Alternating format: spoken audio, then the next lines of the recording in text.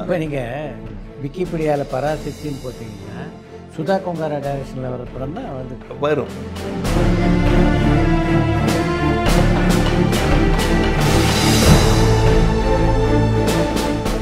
$300 கோடி $400 கோடி பட்ஜெட் படத்தில் ஒரு நல்ல பாட்டு வாங்குறதுக்கு அவங்களாட முடியலன்னா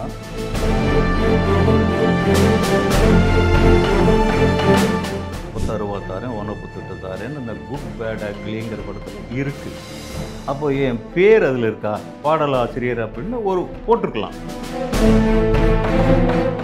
இந்த இயக்குநர்களும் என்ன சொல்கிறாங்க அப்படின்னா, நாங்கள் எங்கே ரைட்ஸ் வாங்கணுமோ அங்கே ரைட்ஸ் வாங்கி தான் எடுக்கிறோம்.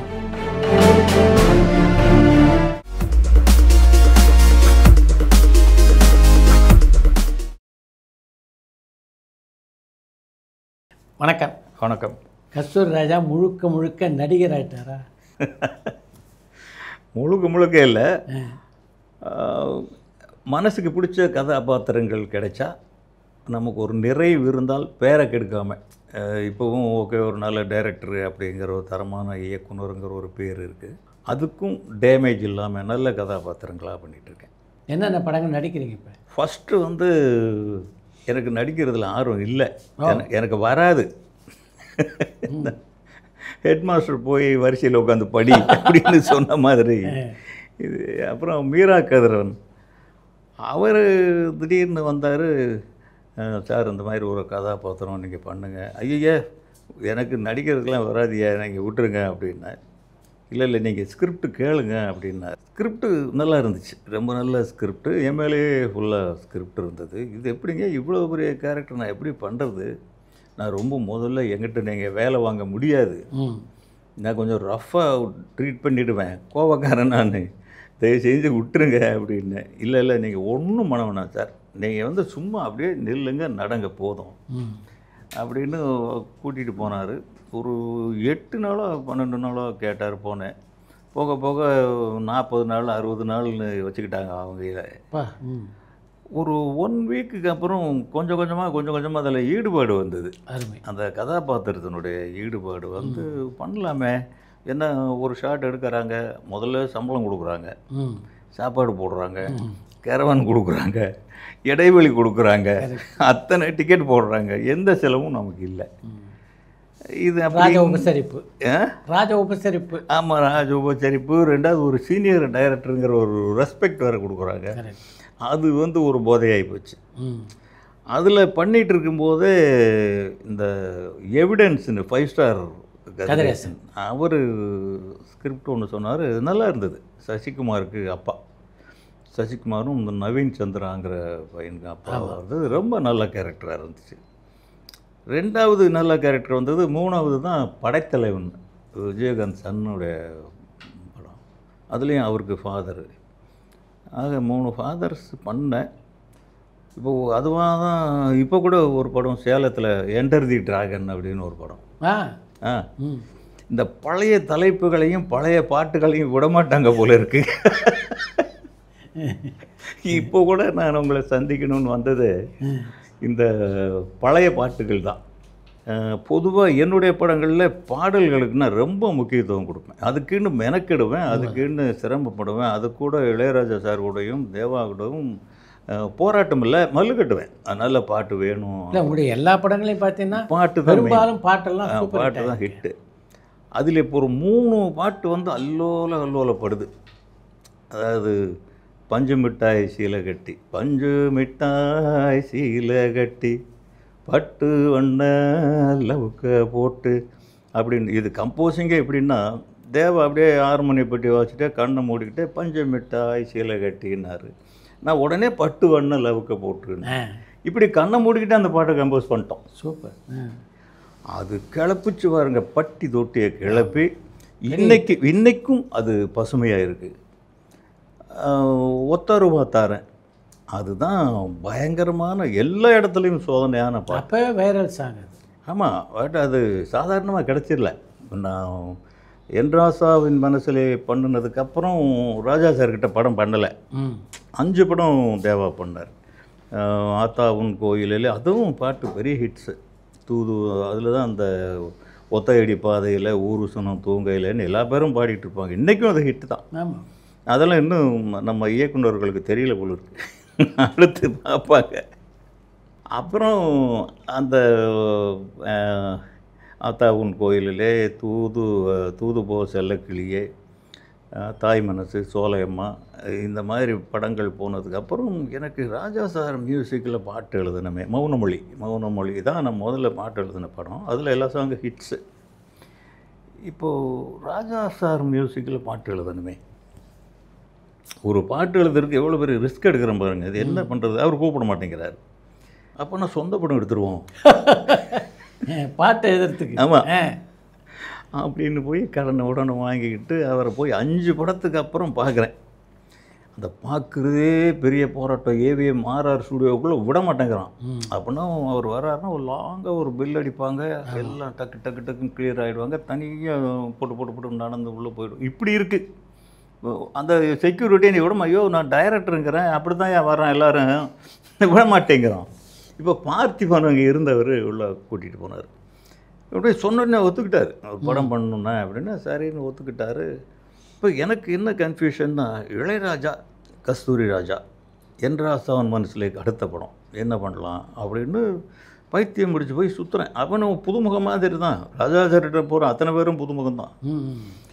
கிராமங்களில் போய் தேனிக்கு போய் அங்கே இருந்துக்கிட்டு யோசிக்கிறேன் என்ன பண்ணலாம் அப்படின்ட்டு. அப்போ அங்கே திடீர்னு ஒரு திருவிழா இருக்குங்க வாங்க அப்படின்னு கூப்பிட்றாங்க. தெருக்கூத்து திருவிழாவுக்கு என்னையை கூப்பிட்டு போய் என்ன பண்ண போகிறீங்க, நீங்கள் வாங்க நல்லாயிருக்கும், கரகாட்டம், ஒயிலாட்டம், தெருக்கூத்து எல்லாமே இருக்கும் அப்படின்னா. போகிறோம் 10, 20, 30 கிலோமீட்டரு போனால் நைட்டு 12:30. அவன் மைக்கில் அனௌன்ஸ் பண்ணுறது தப்பாக பண்ணுறான். எங்களோட கிச்சாஸ் வந்தார் கேமராமேன். அந்த மாதிரி ஒளிப்பதிவாளர் கிஸ் ஜாஸ் அவர்களே, இயக்குனர் கஸ்தூரி ரங்கன் அவர்களே அப்படின்றான். என்னையா இங்கே கூட்டிகிட்டு போய் 12:30 மணிக்கு போனாக்க ஒரு 1000 ஜனங்கள் சார் அந்த வில்லேஜில். அப்படியே பனி பெய்யுது, பேசாமல் உட்காந்துருக்குறாங்க. நடுவில் ஏதோ தெருக்கூத்து நடக்குது. நாங்களும் போய் உட்காந்துருக்கோம். 12:30 மணிக்கு மேலே அந்த கரகத்தெல்லாம் இறக்கி வச்சுட்டு 2 குரூப்பாக பிரிஞ்சுக்கிட்டு இங்கிட்டும் பாடிக்கிட்டே வருவாங்க போவாங்க. நாடகம் மாதிரி இருக்கும் அது. அது வருது, இன்னொன்று வருது. 3 மணி ஆயிடுச்சு. அப்பா கூட ஒருத்தர் கூட ஜனங்க எழுந்து போகலை. அதுதான் நம்ம மண்ணுடைய கலாச்சாரம். அது விடிய விடியில் நடக்கும். ஆமாம், சாப்பாடு வேணா அங்கேயே வருது. பனி பெய்யுதுன்னா அப்படியே இந்த சேலையை எடுத்து வேட்டி எடுத்து பொத்திக்கிறானுங்க, அங்கேயே தான் இருக்காங்க. அங்கே தான் யோசிக்கிறேன், என்னடா அது, நம்ம இத்தனை லட்ச ரூபா செலவு பண்ணி ஒரு பாட்டு எடுக்கிறோம், அந்த பாட்டு வரும்போது எழுந்து வெளியில் போயிடுறானுங்க, தேட்டருக்குள்ளே பெரிய டிராஃபிக்காக இருக்குது, இதில் என்ன இருக்குது? அங்கே தான் டைட்டில் பிறக்குது, நாட்டுப்புற பாட்டுன்னு. சூப்பர், இதை விட பெஸ்ட்டு டைட்டில் அவருக்கு பிடிக்க முடியாது அப்படின்ட்டு அங்கே தான் ஒத்தருவா தாரேன் சாங். அங்கேருந்து திருப்பி அந்த கேங்கோடவே நைட்டோட நைட்டாக அவங்க போகிறதுக்கெல்லாம் பின்னால் போய் அப்போ வரைக்கும் லிரிக்ஸ் வரலை. அதுக்கப்புறம் இது இப்படித்தான் படைக்கணுன்ட்டு ஒரு 15 நாள் அவங்களோட சுற்றுனதுக்கப்புறம் அவங்களோட அதிகமாக நான் ட்ராமா போட்டிருப்பேன். அந்த அளவுக்கு அது. அதில் தான் ஒத்தருவா தாரேன், ஒரு 1/10 தாரேன்னு அவங்க ஒரு இடத்துல பாடினாங்க. அது 2 வரி அது இருந்தது. அந்த பாட்டு எழுதி கொண்டு வந்து ராஜா சார்கிட்ட கொடுத்தா ஒத்துக்க மாட்டேங்கிறாரு. இது வேணாம், நிறைய பண்ணிவிட்டு நான் வேறு புதுசாக பண்ணி தரேன்ட்டு அவர்கிட்ட ஒரு வாரம் போராட்டம் அவருக்கு புரிய வச்சு புரிஞ்சுக்கிறார். அவர் பண்ணி கொடுத்தது மொத்தம் எவ்வளோ பெரிய பில்லு தெரியுமா? அது 3000 ரூபா. அவ்வளோதான் 3000 ரூபா. 3 மணி நேரத்தில் அது முடிஞ்சு போச்சு. படம் 365 நாள் ஓடிச்சு அந்த ஒரு பாட்டுக்காக. இதுக்கப்புறம் குஷ்பு ரொம்ப கடுமையான ட்ரை பீரியட். அது காசு கிடையாது, எப்படா படத்தை முடிக்கிறது அப்படின்னு அது ஒரு பாட்டு தான் பெண்டிங் இருக்குது. அப்போது நான் குஷ்புக்கிட்ட போய் பேசினேன். அந்த அம்மாவும் அப்போ கொஞ்சம் ட்ரை சீசன், அவங்களுக்கும் அப்போ நிறையா படங்கள் இல்லை. அதுவே இடைச்சுருள். முதல்ல ஸ்ரீவித்யா போட்டு பண்ணியிருந்த கதை வேறு மாதிரி இருந்தது. அப்புறம் படம் பார்க்கும்போது எனக்கே மைண்ட் செட் ஆகலை. இது என்னடா இது இப்படி இருக்கு, நம்ம நினச்ச மாதிரி ஏதோ ஒன்று லூசிங் இருக்குது குறையுது.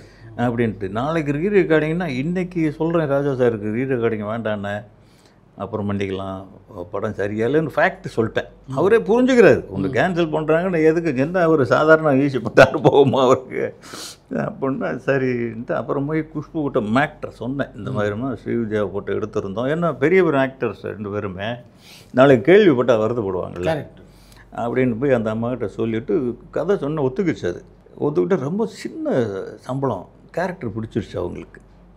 அது அந்த பாட்டு நடிக்கிறதுக்கு போய் நான் கேட்டேன், உங்களுக்கு கொடுக்குறதுக்கு காசு இல்லை, உங்களுக்கு காசு கொடுத்தா ஷூட்டிங்க்கு காசு இல்லை, ஏதாவது ஒன்று தான் நடக்கும், ஏதாவது ஒன்று தான் நடக்கும். என்ன சார் நான் உங்களை காசே கேட்கலையேன்னுச்சுங்க. இன்றைக்கி சொல்லுவாங்களா அப்படியே, நான் ஃபாரின் போக போகிறேன், ஒரு நாள் தான் இருக்குது, நீங்கள் அதுக்குள்ளே எடுத்துருங்க, நீங்கள் எப்போ படத்தை முடிச்சுட்டு ரிலீஸ் பண்ணிவிட்டு கூட காசு கொடுங்கன்னொன்னே அந்த அம்மா அரேஞ்ச் பண்ணோம், ஷூட்டிங் அரேஞ்ச் பண்ணோம். 36 மணி நேரம் தலையில் அந்த வச்ச கரகத்தை, கரகம்னா சாதாரணமாக வச்சுருக்கிறது வெறும் கரகம் அப்படி இதுக்கு வச்சுக்கலாம், இது அப்படி கிடையாது. 3 பக்கம் இரும்பு கிளாம்பு போட்டு இப்படி பிடிச்சிக்கும், 2 பக்கமும் பிடிச்சிக்கும், பின்பக்கம் ஒரு இப்படி பிடிச்சிக்கும். கொஞ்ச நேரத்துக்கு தான் சும்மா இருக்கும், அப்புறம் பெயின் அழுத்த ஆரம்பிச்சதுன்னா அப்படியே உட்காந்து அது நைட்டெல்லாம் அப்படியே ஒரு நைட் எஃபெக்ட் வேறு. அப்படியே அந்த ஒரு அசிஸ்டண்ட்டு வச்சுருந்தாங்க அவங்க, ஒரு அம்மா, உங்களுக்கு கூட பார்த்துருப்பேன், குண்டாக இருக்கும் ஒரு அம்மா, ஒரு அசிஸ்டண்ட். அந்த அம்மா மடியிலே உட்காந்து தூங்கிக்கிட்டு 36 மணி நேரம் நான் ஸ்டாப் ஒர்க் பண்ணி அந்த சாங்கை முடிச்சிருச்சு. இவ்வளவு சித்திரவதைகள் இருந்தது அந்த வெற்றிக்கு பின்னால். அதுக்கு தான் அது 365 நாள் சும்மா ஓடலை. அப்படிப்பட்ட பாட்டு அது ஒன்று. தூதுவளை இலை அரைச்சி தொண்டையில் தான் நினச்சி அப்படின்னு ஒரு பாட்டு, கள்ளிப்பட்டி ஜோதிராஜா ப்ரொடியூசர், ஒரு சின்ன தயாரிப்பாளர், அவர் உங்களுக்கு தெரியாம இருந்தவர். அவர் அந்த பாட்டு ஒன்று, அது அப்போவே பெரிய ஹிட்டு, இப்போவும் ஹிட் தான் அது. பஞ்சு மிட்டாய் சீலை கட்டி, உத்தரவு பார்த்தாரேன், தூதுவளை இலை அரைச்சி. இப்போ அந்த 3 பாட்டும் நான் தான் எழுதினேன், நான் தான் என் மனதில் வச்சுருந்தேன் அப்படிங்கிறத இப்போ நானே மறுபடியும் டைட்டில் கார்டு போட்டு ஓரளவு போடணும் போல அந்த அளவுக்கு இப்போது அந்த 3மே 2 இயக்குநர்கள் கூறு போட்டு எடுத்து அவங்க படத்தில் டக்குன்னு வச்சுட்டாங்க. இப்போது அஜித்குமார் படம் வந்தது, குட் பேட் அக்லி அப்படின்ட்டு. டக்குன்னு எனக்கு ஒரு நாள் ஒரு ட்ரைலர் வந்துச்சு, அதில் பஞ்சு மிட்டாய் சீலை கட்டின்னு போட்டிருந்தது. அப்போ எல்லாருமே கேட்டாங்க, இது என்ன உங்கள் பாட்டு இதில் வருதே, சரி வச்சுருப்பாங்க போல் விட்டுட்டேன் நான், எனக்கு ஒன்றும் சீரியஸாக தோணலை. அப்போது என் ஃப்ரெண்ட்ஸ் எல்லாம் ஃபோன் பண்ணுறாங்க, ஏன் நீங்கள் லீகலாக இதை போகக்கூடாதா? எனக்கு ஒரு தயாரிப்பாளர் மேலே வழக்கு தொடர்வதோ, ஏன்னா அவர் எங்கே இருந்தோ எங்கேயோ ஆந்திராவிலேருந்து வந்திருக்காரு, நம்ம மக்களுக்கு ரொம்ப பேருக்கு சாப்பாடு போட்டிருக்காரு, இதுக்கு போய் நம்ம அவர் மேலே கேஸ் எல்லாம் போடக்கூடாதுங்க, இது லீகலாக வேண்டாம் அப்படின்னு விட்டுட்டேன். அது போக போக போக போக பார்த்தாக்க நிறைய கேள்விகள் வருது. இப்போ நான் வெளியில் போகிறேன், அது அஜித் படத்து பாட்டுன்னு போட்டு ஆடிட்டு இருக்கானுங்க, கஸ்தூரி ராஜா படத்து பாட்டுன்னு இல்லை.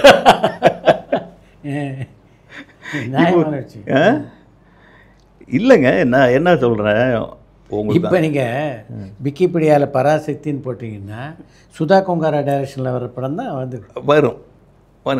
காலமாக இப்போ அந்த பாட்டு உங்களுக்கு தேவையா? தாராளமாக ஒரு ஃபோன் பண்ணி கேட்கலாம். நமக்கு வருங்கால இளைஞர்கள் வர்றாங்க, தாராளமாக நீங்கள் யூஸ் பண்ணிங்கன்னா சொல்ல போகிறோம், வேணான்னு சொல்ல போகிறதில்ல. நமக்கு பேர் தான், அது கரெக்ட், நம்ம பேருக்காக தான் போராடுறோம். இனிமேல் என்ன சம்பாதிக்கணும் இல்லையா? நம்ம பிள்ளைங்க நல்லா வந்துருச்சு, எல்லாம் நல்லபடியாக சேஃபாக இருக்கும். பணத்துக்காக இப்போவும் நான் பேசுகிறதுக்கு வரல. ஒரு ஃபோன் பண்ணி, சார் உங்கள் பாட்டு நல்லாயிருக்கு சார், என் படத்தில் நாங்கள் வச்சுக்கிறோம் அப்படின்னு ஒரு வார்த்தை கேட்கலாம்.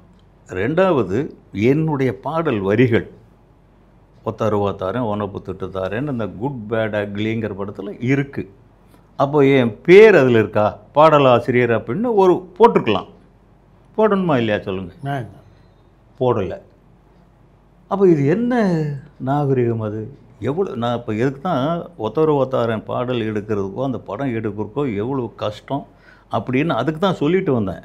அவ்வளோ சிரமப்பட்டு ரத்தம் சிந்தி எடுத்துகிட்டு வந்ததை போஸ்ட் கொடுத்துக்கு இங்கே இருக்குன்னு எடுத்து வச்சுக்கிட்டு போயிட்டா அது என்ன அர்த்தம்? அது சரி படம் நல்லா ஓடிடுச்சு சார், உங்கள் பாட்டு நல்லா ஓடுது சார். இதில் என்ன கூத்துன்னா, அதே டைரக்டரோட கல்யாணத்துக்கு போனேன் நான். அதுக்கு முன்னே பஞ்சமிட்டாய் சில கிட்ட அதில் ஓடிட்டுருக்கு. அப்போவுமே சொன்னாங்க ஏதாவது லீகல் ஆக்ஷன் எடுங்க அப்படின்ட்டு. அவங்க அந்த 2 இயக்குனர்களும் என்ன சொல்கிறாங்க அப்படின்னா, நாங்கள் எங்கே ரைட்ஸ் வாங்கணுமோ அங்கே ரைட்ஸ் வாங்கி தான் எடுக்கிறோம். அதுக்கான உரிமைகளை வாங்கிட்டீங்க, அதை பற்றி தப்பு இல்லை, அதெல்லாம் ரேட்டு இல்லை, ஒரு நாகரிகம் அவ்வளோதான். உரிமை அவங்க ஆடியோ ரைட்ஸ்ன்னு தான் நம்ம கொடுக்குறோம். பாடல் வரிகளை பயன்படுத்துறதுக்கு யாருக்குமே நம்ம உரிமை கொடுக்கல. ரெண்டாவது அவங்க அதை இன்னொரு படத்தில் பயன்படுத்துறதுக்கு நம்ம ரைட்ஸ் இருக்கான்னு தெரில எனக்கு. அப்படி இருந்து நம்ம வாய்மொழி சும்மா தான் இருக்கணும். ஏன் இதை ஒரு இயக்குனர் டு இயக்குனர் ஒரு சீனியருங்கிற முறையில் ஒரு வார்த்தை கேட்ட என்ன தப்பு? ஒரு ஆடியோ லான்ச்சில் கூப்பிட்டு சார் இவர் தான் அந்த சாங் பண்ணார் அப்படின்னு சொன்னால் என்ன தப்பு?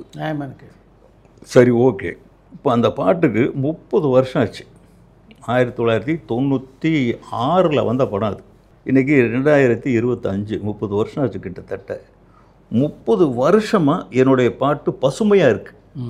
இன்னைக்கு ஜீவன் இருக்குது. இன்றைக்கி மக்கள்கிட்ட அது பாப்புலராக இருக்குது. இப்போ வர்ற இயக்குனர்கள் உங்களுக்கு அப்புறம் 30 வருஷத்துக்கு அப்புறம் ஏதாவது உங்கள் பேர் சொல்கிற மாதிரி ஒன்று கொடுங்கங்கிற, அதை விட்டுட்டு ஏன் எங்கடா புதுசாக இருக்குது, எங்கடா ரொம்ப பாப்புலராக இருக்குது, எங்கடா இப்படி இருக்குதுன்னு எடுத்து போட்டுக்கிட்டே போகிறதுக்கு ஒரு புதுமையான இயக்குனரா? புதுசாக வர்றவங்க புதுசாக ஏதாவது கண்டுபிடிக்கணும்ல. அப்படி இல்லை. இப்போ நம்ம ராஜா சார் அந்த பாட்டு இந்த கலைக்கூத்தாடிங்க இதை தான் பாடுறாங்கன்னு சொன்னதுக்காகவே ஒருத்தன் போட்டால் நீ ஏன் போடுறேன்னார். அது சினிமாவில் எல்லாம் வரல. சினிமாவில் அதுக்கு முன்னே ஏதோ வேறு மாதிரி வந்திருக்கும். அதுக்கே நான் வேறு போடுறேன்னு இன்றைக்கி ஈஸியாக அந்த பாட்டை அப்படியே தூக்கி வச்சுக்கிறது. இது என்ன களவாணித்தனம்? இது திருட்டுத்தனம் சொல்லாமல் என்ன சொல்கிறது? கொள்ளை, பகல் கொள்ளைன்னு. ஒரு உழைப்பாளியோட நம்மளும் கஷ்டப்பட்டு இவங்க ஈஸியாக நல்லா போட்டுக்கிட்டு அப்படி வந்து நின்றுட்டு அந்த பாட்டு எடுத்து வை, இந்த பாட்டு எடுத்து வை, 10 பாட்டு 7-8 பாட்டு இருக்கும். அந்த படத்தை நான் இன்னும் பார்க்கல. 7-8 பாட்டு இருக்கும் அதில். அப்போ இனிமேல் ரொம்ப ஈஸி. இப்போ இது பொதுவாகவே திரைப்படங்களில் ஃபேஷன் ஆகிடுச்சு. எல்லா படங்கள்லேயும் பழைய பாடல்களை வந்து பயன்படுத்துகிறாங்க. சில படங்கள் வந்து இந்த பாடல்களை சரியான இடத்துல பயன்படுத்தினாலே மிகப்பெரிய வெற்றியெல்லாம் அடையுது. இல்லைங்க, அது வேண்டான்னு சொல்லலை. படைப்புங்கிறது பொதுவானது. நம்ம பப்ளிக்குக்காகவும் அது வந்து ரசிக்கிறதுக்காகவும் தான் பண்ணுறோம். ஒரு வார்த்தை கேட்டேன்னா எனக்கு 2 ஆப்ளிகேஷன் தான். ஒன்று, அந்த பாடல் வரிகள் பயன்படுத்துறதுக்கு நான் யாருக்கும் ரைட்ஸ் கொடுக்கல. அதனுடைய ப்ரொடியூசரும் நான் தான். ஒத்தருவாத்தாரன் படத்துக்கு தயாரிப்பாளரும் நான் தான். ஆடியோ ரைட்ஸ்னு காமனாக கொடுக்குறோம். இந்த பாட்டை கொண்டு போய் இன்னொரு படத்தில் நீ யூஸ் பண்ணு அப்படிங்கிறது நம்ம அட்லீஸ்ட் அந்த ஆடியோ ரைட்ஸ் வாங்கினவனாவது நம்மக்கிட்ட ஒரு வார்த்தை கேட்டிருக்கணுமா இல்லையா? இல்லை, அதை எப்படி இத்தனை பிஸ்னஸ் பண்ணுறதுக்காக நம்ம அது கொடுக்குறோம்? அது இல்லை. இனி போக போக இவங்க என்ன பண்ணுவாங்க? இனி ஏதாவது உட்காந்து இல்லை, இவ்வளவுக்கும் அந்த படங்களில் பணியாற்றிய மியூசிக் டைரக்டர்களை பார்த்தா ரொம்ப பெரிய பெரிய மியூசிக் டைரக்டர்கள். ஏன் அவங்கக்கிட்ட இப்படி ஒரு பாட்டு உங்களால் வாங்க முடியாதா? நல்ல 300 கோடி ரூபா 400 கோடி ரூபா பட்ஜெட் படத்தில் ஒரு நல்ல பாட்டு வாங்கிறதுக்கு அவங்களால முடியலன்னா இனி இவங்க எத்தனை வருஷத்துக்கு சினிமாவில் அவங்க பிரயாணம் தொடரும்? நம்ம இவ்வளோ நாள் இருக்கிறதுக்கு காரணம், இப்போவும் நான் ஒரு படம் எடுத்தேன்னா ராஜா சாருக்கு யோசிப்பேன், தேவாவை யோசிப்பேன், வேற ஒரு யாராக இருந்தாலும் கூட இப்படி ஒன்று போடு. நம்ம கலாச்சாரத்துக்குள்ளே எவ்வளோ இருக்குது. அப்போ என்னத்துக்கு புது மியூசிக் டைரக்டர் கோடிக்கணக்காக சம்பளம் கொடுத்து அவங்கள போட்டு வேலை வாங்குறதுக்கு தெரியல. எங்கடா இருக்குது? அவரை எத்தனையோ ஹிட் பாடலில் கொடுத்தவர் தானே. இந்த சிச்சுவேஷனுக்கு அவரை கேட்டால் பாட்டு கொடுக்க மாட்டேன்னு சொல்ல. ஏன் 1001 என்ன மியூசிக்? அது 1001 அவர் தான் மியூசிக் அந்த படத்துக்கு. அவராலேயே தான் அது அவ்வளோ நாள் நின்றுது. இப்போ இந்த திருச்சிற்றம்பலம்னு ஒரு படம், அவங்க அனிருத் வேறு லெவல் மியூசிக் டைரக்டர். அவர் அந்த படத்துக்கு அந்த ஸ்டைலில் கொடுத்தாருல்ல. இவங்க சொல்லி வேலை வாங்கிறதுக்கு சோம்பேறித்தனமா என்னன்னு தெரில. ஒன்று தாங்க விஷயம். ஒன்று, நீயே திங்க் பண்ணி உனக்கு அப்புறம் உன்னை பற்றி சொல்கிறதுக்கான ஒரு விஷயங்களை இந்த மாதிரி ஒரு படைப்பு நீங்கள் கொடுக்கணும். இல்லையா இந்த முறையாக இது வேணுமா, நீ அவனுக்கு போய் கேட்டு சார் நான் யூஸ் பண்ணிக்கிறேன். நம்ம பெருந்தன்மையாக கேட்டால் எப்படி இருக்கும்? அங்கே போங்கன்னு விட்டுருவோம். ஆமாம். இந்த அடுத்தது அந்த படத்தில் அந்த வரிகள் முழுசாக வருது, ஒரு கிரெடிட் அதுக்கு. ஒரு பாடலாசிரியர்னே போடுங்க, ஒரு டைட்டில் கிரெடிட் போடுங்க. ஆடியோ லான்ச்சில் கூப்பிட்டு இவர் தான் அந்த சாங் பண்ணாருன்னு சொல்லுங்கள். அதெல்லாம் ஒரு பேர் தானே. அதுக்கு தானே நம்ம வாழ்ந்துட்டு இருக்கிறோம். இன்றைக்கி நமக்கு வேறு பிஸ்னஸ் பண்ணவா தெரியும்? சினிமா தான் தெரியும். அவங்க அடுத்து இதெல்லாம் ரொம்ப ஒரு காயப்பட்டுருச்சு மனசு. எல்லோரும் கேட்க கேட்க கேட்க எங்கள் பசங்களோட வேணான்னு தான் சொன்னாங்க, அதை விட்டுருங்கப்பா அப்படின்ட்டு. ஏன்னா ஒரு வாழை டைரக்டர்லாம் அவங்களே சேர்ந்து படம் பண்ணுறாங்க. அந்த தூதுவளை இலை அரைச்சின்னு ஒரு பாட்டு போச்சு, இன்னொன்று பார்த்து எட்டுப்பட்டி ராசாவும் போகுது. ஏன்னா ஒரு இயக்குனருடைய பாட்டு 2 பாட்டு எடுத்து ஒருத்தர் ஒரு படத்தில் வைப்பாருங்க. அடுத்து தொடர்ந்து நடிக்க போகிறீங்களா இல்லை படம் டைரக்ட் பண்ண போகிறீங்களா? தேவா கூட ஒரு பேட்டியில் சொல்லியிருந்தேன், என்னுடைய பாடலில் பல பேர் பயன்படுத்துகிறாங்க, நான் உங்கள் பேர்லலாம் எந்த வழக்கம் கொடுக்க மாட்டேன், என்னுடைய பாடல் பிரபலமாகுது, எனக்கு மகிழ்ச்சி தான் அப்படின்னு. இது மாதிரி தான் எல்லாருமே நினைக்கிறாங்க. ஆனால் அதுக்கு ஒரு உரிய அங்கீகாரத்தை அவருக்கு வந்து கொடுத்துடணும். இல்லை, கலைஞர்களை பொறுத்த வரைக்கும் பெரும்பாலும் எவ்வளோ கோடீஸ்வரர்களாக இருந்தாலும் எதுக்கு விருதுகளுக்கு ஆசைப்படுறாங்க? இது ஒரு அங்கீகாரம். ஒரு விருதுன்றது ஒரு அங்கீகாரம். அது மாதிரி இது ஒரு ரெக்கக்னேஷன். கலைஞர்கள் எல்லாருமே இது போன்ற அங்கீகாரத்துக்கு ஆசைப்படுறவங்க தான். ஆமாம், அதுதான் நீங்கள் கேட்கணும்.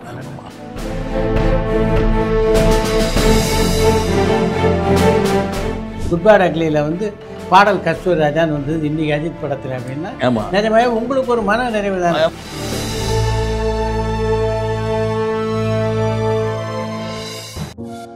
பரபரப்பான சினிமா செய்திகள், நட்சத்திரங்களின் பேட்டிகள், சினிமா வரலாறு ஆகியவற்றை பார்க்கவும் படிக்கவும் உங்களுக்கான இணையதளம் tourantalkies.co.